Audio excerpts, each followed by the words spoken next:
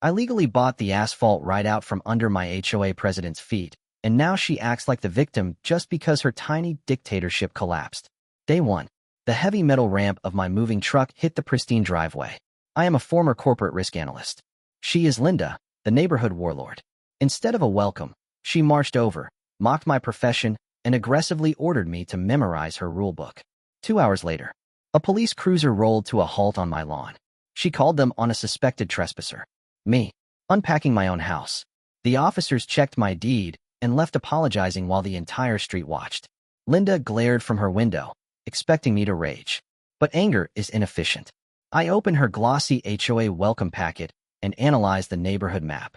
The property lines felt entirely inconsistent with county records. I drove straight to the county archives. It smelled like industrial wax and dead paper. I spent 4 agonizing hours digging through dust-covered ledger boxes from 1998. Then, I found the ghost. The original developer never filed the final execution document transferring the main street to the HOA. For 25 years, Linda had been policing a legal void. I hired a commercial land surveyor to drop robotic lasers and neon pink spray paint right in the middle of her pristine street. Linda marched out, vibrating with rage, demanding vendor clearance. I calmly informed her the HOA didn't own the ground she was standing on.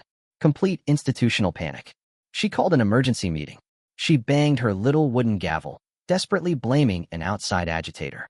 I stood up and handed 50 residents the official county records. The room went dead silent. The documents proved her entire authority was a legally baseless hallucination. Her gavel hit the floor.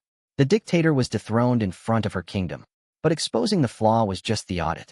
What I didn't tell them was what I did 3 hours before that meeting. I met with the original developer's holding company, and I acquired the deed to that street myself.